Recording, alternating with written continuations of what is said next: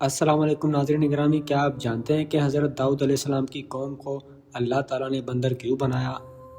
جی ہاں پیارے دوستو، حضرت داؤد علیہ السلام کی قوم کے 70,000 افراد سمندر کنارے ایلا نامی بستی میں رہا کرتے تھے۔ ان لوگوں کو اللہ نے ہزاروں نعمتوں سے نوازا تھا، لیکن جب راحت و سکون آیا تو وہ اللہ کی عبادت سے محروم ہو گئے، اللہ کی مخلوقات پر ظلم کرنے لگے۔ تو یوں اللہ نے ان کو خبردار کیا کہ ہفتے کے دن شکار نہ کیا کرو، باقی اتوار سے لے کر جمعہ تک جتنا شکار پکڑنا ہے پکڑ لیا، لیکن ایک دن اللہ کی عبادت اور مخلوقات پہ امن کے لیے رکھ دو۔ یوں اللہ نے ان کا امتحان لینا شروع کر دیا۔ وہ اتوار سے لے کر جمعہ تک سمندر میں مچھلیاں پکڑنے لگتے تو مچھلیاں زیادہ مقدار میں ہاتھ میں نہ آتی۔ وہ ہفتے کے دن سمندر کو دیکھتے تو انہیں بڑی بڑی مچھلیاں سمندر میں نظر آنے لگتی۔ ان لوگوں میں سے ایک شخص کو شیطان نے ورگلایا کہ پریشان کیوں ہوتے ہو، میری ترکیب پر عمل کرو، تم شکار سے کبھی محروم نہیں رہو گے۔ تو بس شیطان کے کہنے پر اس شخص نے ہفتے کے دن کانٹا لگا کر ڈوری کو سمندر میں ڈال دیا۔ شیطان نے کہا، اس مچھلی کو تم اتوار کے دن نکالنا، یوں ہفتے کی حرمت بھی باقی رہے گی اور تمہارا شکار بھی ہو جائے گا۔ بس شیطان کی بتائی ہوئی ترکیب پہ ہفتے کے دن مچھلی پھنستی رہتی، وہ اتوار کے دن نکالتا اور خوشی سے کھاتا۔ جب آس پاس کے لوگوں نے پوچھا تو وہ ان کو بھی یہ ترکیب بتانے لگا۔ یوں اس قوم کے کچھ لوگ ہفتے کے دن مچھلی پکڑنے کے لیے جان پھینکتے اور اتوار کو نکال لیتے۔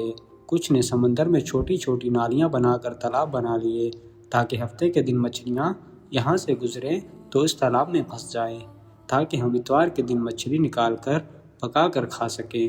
اس گاؤں میں اللہ کے کچھ خاص بندے بھی موجود تھے۔ وہ کہنے لگے، اے لوگو، اللہ نے ہفتے کے دن شکار کرنے سے منع کیا ہے۔ یہ جو تم جال پھینکتے ہو یا چھوٹے تالاب بنائے ہیں، ان میں اگر ہفتے کے دن مچھلی پھنستی ہے تو وہ شکار ہفتے کے دن کا ہوگا، نہ کہ دوسرے دن کا۔ تم لوگ اللہ کے عذاب سے ڈرو، اللہ کی نافرمانی نہ کرو۔ وہ لوگ ان لوگوں کا مذاق اڑانے لگے کہ ہماری جو مرضی ہوگی وہ کریں گے۔ اس بستی میں 3 گروہ بن گئے۔ ان 70,000 میں ایک گروہ وہ تھا جو نافرمان لوگوں کی بار بار اصلاح کرتا تھا، دوسرے وہ جو ان سے نفرت کرتے تھے اور خاموشی اختیار کیے ہوئے تھے، تیسرے وہ جو گمراہ ہو کر اللہ تعالیٰ کی نافرمانی کر رہے تھے۔ یوں نیک لوگوں نے بستی کے بیچ ایک دیوار کو کھڑا کر دیا، یہ حکم نافذ کیا کہ اللہ کی نافرمانی کرنے والے اس طرف ہو جائیں، ہم جو اللہ تعالیٰ کے فرما بردار ہیں دوسری طرف رہیں گے۔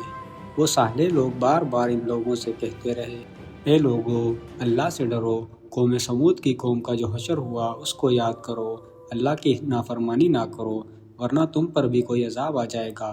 وہ سارے نافرمان جن کی تعداد تقریباً 12,000 تھی اور کہنے لگے کہ یہ سب کتابیں باتیں ہیں، ہم پر کوئی عذاب نہیں آئے گا۔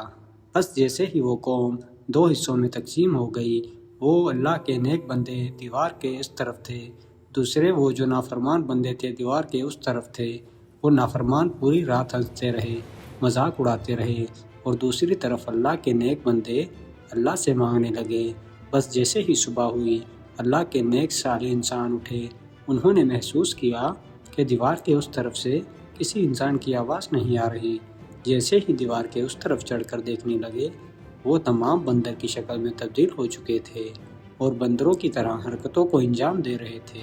وہ صالح لوگ جو دیوار سے ان لوگوں کو دیکھنے لگے، ان سارے لوگوں میں سے جو ان کے رشتہ دار تھے، انہوں نے ان بندروں کے کپڑوں سے اپنے رشتہ داروں کو پہچانا۔ وہ چیخ کر رونے لگے اور اللہ سے معافی مانگنے لگے، لیکن اللہ کا عذاب آتا ہے تو وہ ہو کر رہتا ہے۔ وہ 12,000 لوگ جو بندر بن چکے تھے، کچھ کھا پی نہیں سکتے تھے، 3 دن بعد وہ عذاب میں آ کر فنا ہو گئے۔ بے شک اللہ تعالیٰ ان لوگوں کو پسند نہیں کرتا جو اللہ تعالیٰ کی نافرمانی کرتے ہیں۔